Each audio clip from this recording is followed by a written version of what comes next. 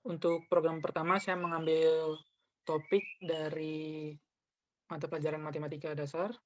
Di sini saya mengambil referensi dari buku Matematika Dasar 2A dengan semodul peluang yang dibuat oleh tim matematika TPB ITERA. Di sini saya akan mengambil topik tentang kaidah pencacahan. Nah, untuk kaidah pencacahan, rumusnya sebagai berikut. Untuk permutasi, rumusnya adalah n faktorial per n min k faktorial. Nah, untuk siklis, n min 1 faktorial. Lalu yang terakhir untuk kombinasi, n faktorial per n min k faktorial dikali k faktorial. Di sini lalu saya akan menunjukkan flowchart-nya.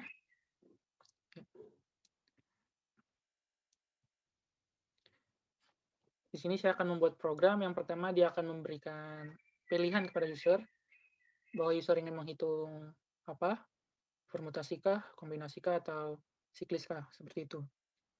Nah, dalam program ini variabel-variabel yang saya declare yaitu i. Nah, ini nanti untuk perulangan for, n ini untuk fungsi matematikanya, dan r juga untuk fungsi matematikanya. Ini tadi sebagai pengganti k dalam rumus. Nah, untuk x nanti saya akan jelaskan. Keempat variabel ini saya declare sebagai integer, yaitu untuk mendeklar variabel bilangan yang akan dimasukkan bilangan bulat. Lalu sini saya menggunakan tipe data bulan juga, karena di sini saya akan menggunakan perulangan while, di mana dia akan mengulang pas waktu awal. Dan di sini yang sebagai bulan variabelnya adalah mengulang dan mengulang satu. Sebenarnya kalau di C++ hanya mengulang, tapi kalau di logarithm dia harus 2 kali. Lalu saya mendeklar mengulang sama dengan true, karena saya menggunakan perulangan while, sehingga saya harus mendeklar dulu apa yang dalam variabel while tersebut. Kalau saya tidak declare, maka tidak akan berjalan programnya. Lalu sini saya juga mendeklar faktorial n, faktorial x, dan faktorial r, dan juga hasil. Ini semua adalah fungsi matematikanya nanti. Sebagai integer juga, karena faktorial itu dia pasti bilangan bulat. Nah, lalu saya mendeklar faktorial n, faktorial x, dan faktorial r sebagai 1. Nah, yang nanti saya akan jelaskan. Lalu juga saya mendeklar pilihan dan pengulangan sebagai string. Nah, variabel pilihan ini nanti akan dimasukkan sebagai masukan user untuk memilih pilihannya. Jadi user itu memilih pilihannya menggunakan kata-kata, karena string ini dia mendeklar variabel yang berupa kata-kata. Nah, pengulangan ini juga untuk mengulang nanti. Nah, di sini saya juga membuat array-nya bernama pilihan x. Nah, array ini ada 3. Kalau karena array dimulai dari 0 dan kurang dari angka yang dimasukkan, berarti array-nya ada pilihan x0, pilihan x1, dan pilihan x2. Dan di sini juga string, karena pilihan ini berupa kata-kata juga. Nah, pilihan ini ada apa saja? Yang pertama ada permutasi, siklis, kombinasi. Nah, seperti pada rumus tadi.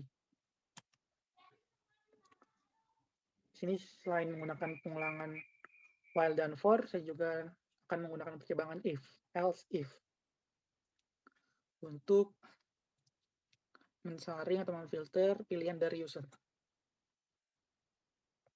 Ketika program dijalankan, maka yang akan keluar adalah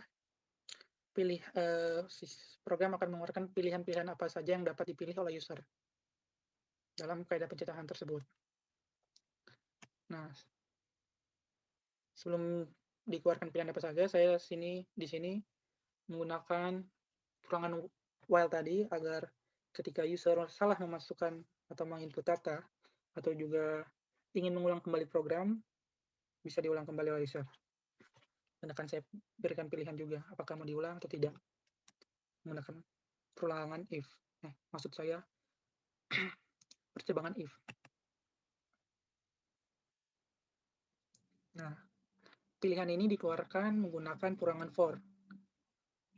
Tadi kan pilihan ini arraynya adalah pilihan x3. Karena dia ada 3 dan array mulai dari 0, maka i-nya mulai dari 0 sampai 2. Setelah di output oleh program pilihan apa saja yang bisa dipilih user. Lalu program juga menyuruh user untuk memasukkan pilihannya. Misalkan user memilih permutasi, maka dia akan masuk ke fungsi if yang pilihan sama dengan pilihan X0 atau permutasi. Nah, sama dengannya adalah operatornya. Kalau dia memasukkan permutasi akan masuk ke sebelah kanan yang itu yang bernilai true. Kalau dia memasukkan yang lain, ya kalau misalnya siklis, dia akan masukkan ke fungsi if yang ini yang sama dengan array 1. Dan kalau dia memasukkan pilihan yang lain, yaitu kombinasi akan masuk ke array yang 2. Dan kalau dia salah memasukkan, program akan mengoutput pilihan yang dimasukkan tidak sesuai. Nah, ketika user memilih permutasi, akan keluar outputan baru, yaitu untuk memasukkan variabel-variabel apa saja yang akan berguna untuk menghitung permutasinya. Nah, di sini dia program akan mengoutput masukkan banyak pilihan atau n. Nah, lalu user akan memasukkan variabel n tersebut, lalu di output kembali masukkan jumlah pilihan yang diinginkan atau r, dan user akan menginput r. Nah, karena dalam faktorial itu yang difaktorialkan harus bernilai positif, maka saya akan membuat percabangan bersarang agar bisa difilter inputan dari user.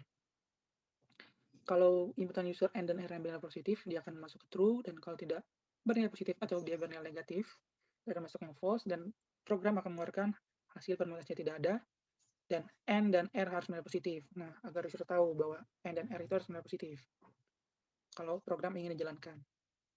Kalau user memasukkannya dengan benar, maka akan berlanjut ke percabangan bersarang lainnya. Kenapa saya membuat percabangan ini? Karena nilai R itu harus kurang dari atau sama dengan N. Agar nanti saat permutasi yang rumus N min R tidak bernilai negatif. Kalau R yang dimasukkan user lebih kecil dari N, maka program akan mengoutput hasil permutasi tidak ada, dan memberikan alasannya kenapa tidak ada, karena nilai R harus lebih kecil atau sama dengan nilai N. Kalau yang diinputkan benar, maka akan berlanjut ke perulangan for ini. Perulangan for ini nanti berfungsi untuk mencari faktorial dari yang dimasukkan tadi. Karena permutasi rumusnya n faktorial per n min r faktorial. Nah, pertama di sini saya akan menghitung dari nilai faktorial n menggunakan perulangan for. Ini alasan tadi kenapa saya membuat faktorial n bernilai 1. Karena dalam fungsi rumusnya saya membuat faktorial n sama dengan faktorial n dikali i. Nah, ini tergantung dari inputan user, n-nya sebanyak apa yang difaktorialkan. Kalau dia ingin faktorial 3 ya berarti n-nya 3, 1 to 3, seperti itu. Lalu kenapa harus seperti ini fungsinya? Karena nanti ketika faktor kan karena dia mulai dari 1 dan faktorial bernilai 1, maka faktor yang pertama untuk yang pertama akan bernilai 1. Lalu dia berlanjut faktorialnya sekarang bernilai 1 lalu dikali dengan 2 yang sudah 1 maka bernilai 2 dan seterusnya hingga mendapatkan nilai faktorialnya. Lalu untuk n min r sini saya declare sebagai x. Lalu saya juga cari faktorial x-nya. Nah, setelah didapatkan faktorial n dan x, lalu masuk ke fungsi hasil. Itu hasil permutasinya. Itu faktorial n per faktorial x. Setelah selesai, maka sistem atau program akan mengoutput hasil permutasinya adalah hasil yang tadi sudah dicari oleh program. Nah, jika user memilih siklis, bersama seperti user memilih permutasi, pertama program akan meminta user men-input nilai n, lalu program akan menghitung n-1-nya sebagai x. Nah,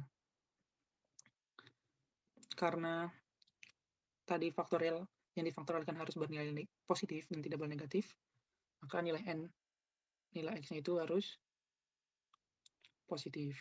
Kayak saya membuat x kurang dari lebih dari sama dengan 1. karena dia bernilai positif. Dan kalau user memasukkannya salah akan keluar list tidak ada, dan alasannya karena n harus lebih besar atau sama dengan 1. Ya, seperti itu. Lalu kalau dia benar, dia akan masuk ke yang true dan akan menghitung faktorial dari X tersebut, dan program selanjutnya akan mengoutput hasilnya. Begitu juga dengan yang kombinasi.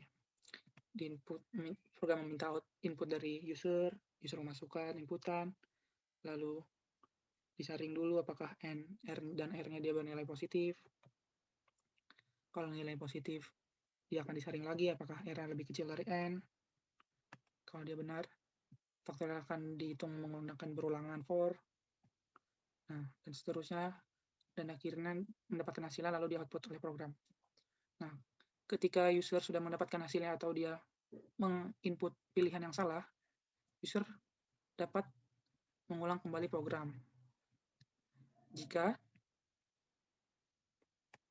dia ingin. Nah, kalau dia ingin, dia akan menginput dalam pengulangan ini Y, dan kalau tidak ingin, dia akan menginput N. Seperti itu. Nah, kenapa saya membuat faktorialnya N dan X dan R ini saya declare lagi sebagai 1, agar ketika dia mengulang, nilai yang sebelumnya dimasukkan user akan berubah kembali 1, jadi tidak tetap. Misalnya, tadinya faktorial N-nya sudah dimasukkan user, N-nya, dan program telah menghitungnya bahwa faktorial N itu nanti bernilai 6. Nah, nanti ketika user ingin mengulang program kembali, maka saat dimasukkan kembali nilai N, nah faktorial N tersebutlah yang akan muncul hasilnya, bukan faktor N yang sebelumnya. Makanya saya declare kembali faktorial N, X, R sebagai 1. Nah, lalu saya mendeclare yang tadi, bolan tadi mengulang 1 sebagai true. Ini agar kembali lagi agar while bisa berjalan. Lalu saya akan mengoutput, program akan mengoutput apakah ingin diulang programnya, lalu di inputan user sebagai pengulangan, dan kalau yang mengulang, maka nanti bulan mengulang akan sama dengan false. Kenapa sama dengan false? Agar dia bisa keluar dari loop while ini. Karena kalau dia keluar dari loop while ini, dia akan menuju false, mengulang satunya false. Nah, tapi kan karena hanya mengulang satunya yang bernilai false, dan mengulangnya masih bernilai true, maka dia akan kembali lagi ke yang mengulang. Nah, sedangkan kalau dia memilih N atau no, mengulang bernilai false dan mengulang satu juga bernilai false. Jadi, program bisa keluar dari while yang mengulang satu, dan juga bisa keluar dari program yang while bernilai mengulang true. Jadi dia akan bernilai false yang mengulang biasanya, dan akhirnya selesai. Nah, kalau user masih memasukkan salah, mau mengulang atau tidak, maka akan keluar pilihan yang masukkan tidak sesuai, silakan kembali, dan dia akan, karena masih bernilai true, nanti dia akan kembali lagi ke pilihan pengulangan, yang mengulang satu, apakah dia mengulang lagi atau enggak. Nah, seperti itu untuk flowchart-nya. Untuk demo C++-nya seperti ini. Nah, ya seperti tadi yang tadi saya declare. Nah, di sini saya menggunakan unsync long in. Kenapa tidak menggunakan in? Karena agar faktorial saya bisa mengeluarkan digit yang lebih besar. Karena kalau dia bernilai in, dia hanya 4 digit. Nah, dan 4 digit itu, kalau menurut petani code, hanya bisa hingga, maksud saya 4 byte, hanya bisa hingga sekitar 2 miliar. Hanya bisa mengoutput atau menginput nilai sebesar ini. Nah, kalau saya membuat sebagai unsync, yang tadi integernya ada yang bernilai negatif dan positif, maka yang negatifnya akan diubah, di-convert menjadi hanya yang positif saja, sehingga dia bisa hingga mengoutput angka hingga sampai segini. Nah, dan saya juga kasih long agar yang tadinya dia 4 byte berubah menjadi 8 byte. Nah, dan yang di output-nya hingga bisa mencapai 15 digit. Itu alasan kenapa saya memakai unseen long long int, agar faktor yang dicari bisa lebih banyak.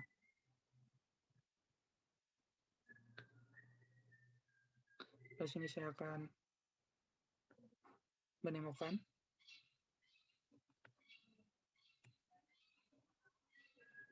yes, nampak.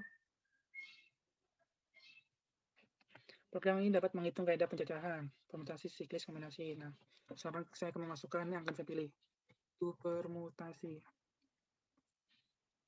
Nah, di sini saya juga mendeklar bahwa bisa permutasi dengan huruf P besar atau P kecil, karena dia dalam C++ kalau caps lock-nya berbeda, inputannya juga berbeda. Nah, saya memasukkan pilihan N. Saya akan mencoba masukkan yang salah, yaitu benda negatif. Nah, kalau keluar permutasinya tidak ada, karena harus benda positif N dan R-nya. Lalu saya akan mencoba mengetikkan pilihan salah, bukan Y atau N, C. Nah, program akan memaksa user hingga memasukkan nilai yang benar. Kalau saya masukkan Y, akan keluar kembali pilihannya. Lalu akan saya memasukkan permutasinya dengan benar, nilainya, dia akan menghitung dengan benar juga. Misalkan ini 8, nah, karena R harus lebih kecil, misal 1/5, nah, akan keluar, akan dikasih, lalu program akan mengeluarkan output apakah dia mengulang kembali. Nah, kalau saya tidak ingin mengulang, saya masukkan N dan program selesai. Ya, seperti itu untuk program yang pertama. Untuk program kedua, saya mengambil topik tentang tabel periodik dari mata pelajaran kimia dasar. Nah, untuk tabel periodiknya saya mengambil referensi dari buku Belajar Praktis Kimia, karya Viva Pakarindo. Nah, untuk flowchart-nya akan saya jelaskan. Flowchart-nya, maksud saya programnya hampir sama dengan program pertama yang kaidah pencacahan. Hanya ini percabangan if-nya agak lebih banyak dan dia harus memasukkan database terlebih dahulu karena ini merupakan program tentang tabel periodik. Nah, yang pertama saya akan mendeklar inputannya nanti yang akan dimasukkan user sebagai integer. Nah, inputannya itu ada nomor, golongan, periode, jenis, atom, dan massa. Nah, dan I juga untuk ruangan for. Lalu saya juga mendeklar lambang. Ini juga sebagai inputan user nanti sebagai string. Karena yang akan diinputkan itu kata-kata. Lalu saya juga membuat array sebagai nomor X dan sampai array 18. Berarti dia arraynya hanya sampai 17. Kenapa saya membuat nomor X ini? Karena bedanya yang program pertama dan program kedua. Program pertama, user menginput pilihannya menggunakan kata-kata, sedangkan yang tabel periodik ini, user menginputkan pilihannya menggunakan nomor. Jadi saya akan membuat atau agar program mengoutput nomornya yang bisa dipilih. Nah, menggunakan for juga, karena nanti dia, kalau saya buat sama dengan I yang keluar nomor mulai dari 0, maka nomor XI-nya saya ubah nilainya menjadi I plus 1 agar keluarnya mulai dari nomor 1. Lalu saya juga membuat string array pilihan. Nah, nanti pilihannya ada 6 6 buah. Untuk array pilihan, di sini saya hanya menuliskan sebagian saja karena lumayan banyak. Nanti saya akan perlihatkan di C++-nya. Di sini ada golongan untuk yang array 0, lalu juga yang golongan, string array golongan. Di sini ada golongan 1A yang untuk array 0. Nah, ini nanti untuk output-nya agar user juga bisa memilih mau golongan yang mana. Lalu juga ada jenis. Di sini array jenis yang nolnya ada unsur logam, lalu ada array unsur. Nah, di sini salah satunya saja ada hidrogen. Nah, di sini ada 119. Nah, ketika program dijalankan, maka akan keluar pilihannya apa saja yang akan bisa dipilih user. Karena pilihannya ada 6, dan dimulai dari 0, maka 0 sampai 5. Dikeluarkan nomor yang tadi dan pilihannya.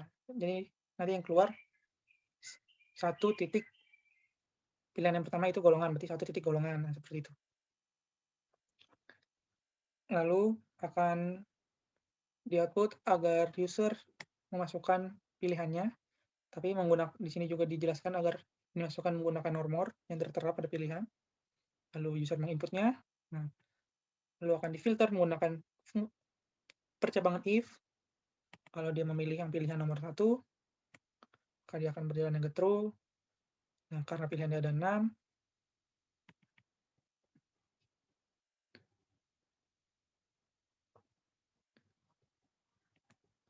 dia akan berjalan hingga yang ke-6. 1, 2, 3, 4, 5, 6.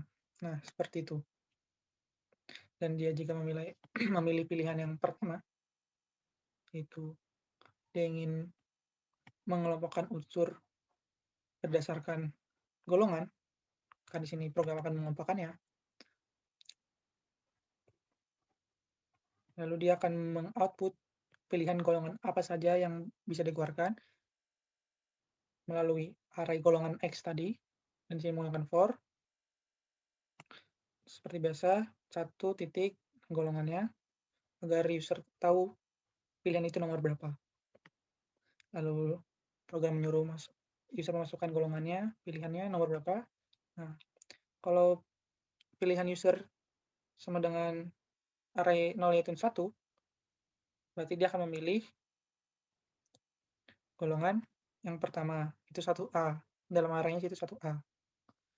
Lalu kalau dia memilih itu, dia akan menginput unsur apa saja yang termasuk dalam golongannya. Nah, untuk selanjutnya lalu program juga mengoutput agar menyuruh user untuk kalau dia ingin melihat lebih detail tentang unsur yang dia pilih yang tertera dalam pilihan tersebut. Nah, nanti user tinggal memasukkan lambang unsurnya, lalu diinputkan oleh program sebagai lambang. Seperti itu untuk golongan-golongan lainnya juga sama prosedurnya. Nah, karena golongan ada 18, ya berarti fungsi if-else, if-nya panjangnya hingga juga 18 sama.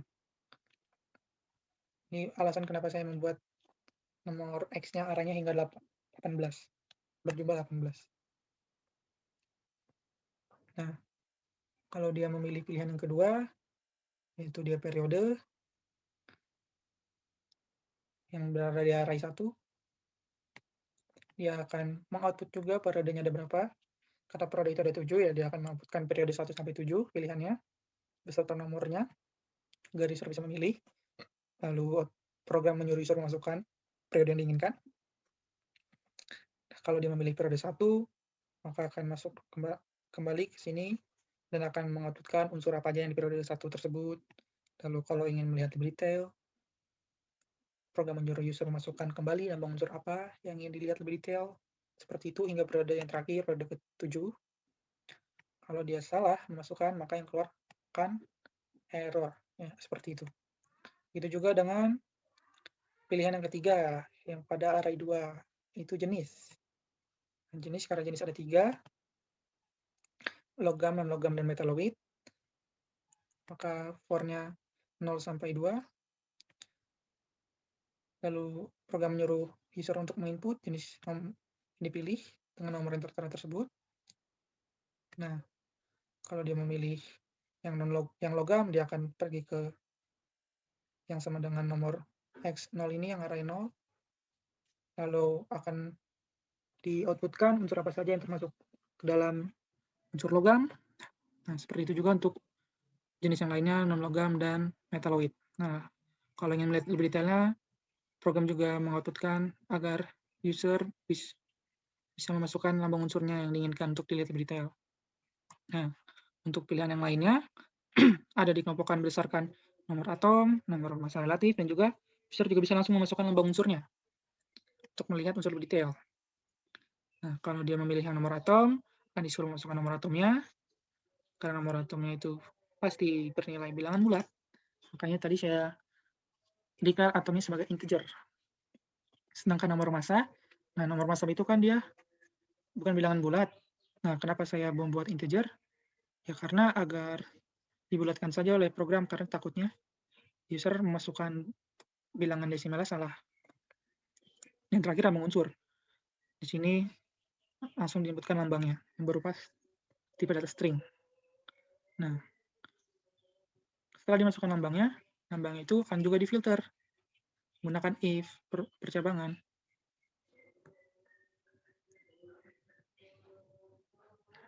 Kalau dia milih misalnya lambang unsur H, atau juga dia bisa masukkan input atomnya, nomor atomnya 1, atau masalah atom relatif 1, nah yang keluar adalah outputan dari hidrogen yang lebih detail seperti namanya, nomor atom, masanya, golongan, periode, dan jenisnya. Nah, kalau dia memasukkan lambang unsur yang tidak ada dalam pilihan, maka yang keluar akan tidak ada pilihan sesuai. Dan akhirnya program selesai. Nah, sekarang saya akan tunjukkan demo programnya. Ya, seperti ini. Ini dia database-nya. Agak banyak. Apalagi untuk unsurnya, karena dia ada 118 unsur. Ya, seperti ini.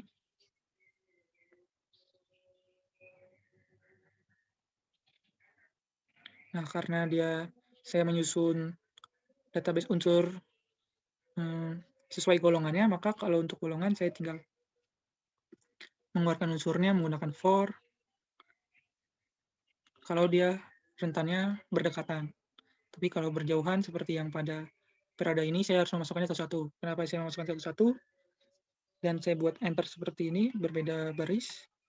Ya, karena agar lebih mudah dilihat saat memasukkannya. Ya, seperti itu untuk yang lainnya. Nah, yang lainnya juga sama. Ya, dan ini untuk keluarannya lambangnya kalau dia ingin melihat lebih detail. Ya, agak banyak juga. Ya, selesai. Sekarang saya akan mendemokannya. Ya, program mendapat menemukan unsur. Nah, di sini kan disuruh pilih berdasarkan nama yang tertera. Jadi masukkan nama yang tertera. Kalau user tidak masukkan nama yang tertera, akan keluar error. Dan tidak ada pilihan yang sesuai. Dan selesai program. Tapi kalau dia memasukkannya dengan benar, misalnya saya pilih golongan. Nah, golongan itu nomor 1. Nah, program akan mengeluarkan pilihannya. Golongan itu ada apa aja. Lalu user disuruh menginputkan kembali. Ingin mengelompokkan berdasarkan golongan apa, saya pilih misalnya nomor 2, itu golongan 2A. Nah, lalu program akan out unsur apa saja dalam golongan 2A. Nah, lalu kalau user ingin melihat lebih detail tentang unsur yang tertera dalam pilihan tersebut, user tinggal menuliskan kembali lambang unsur yang telah disediakan, BE. Nah, lalu akan keluar versi lebih detailnya. Lalu untuk yang berdasarkan atom, user tinggal masukkan nomor atom yang diinginkan, misalnya 67. Nah, 67 berarti dia holmium dan keterangan lebih detailnya seperti ini. Ya, seperti itu untuk program yang saya buat untuk tugas pengganti UAS. Bila ada salah kata, saya mohon maaf dan terima kasih.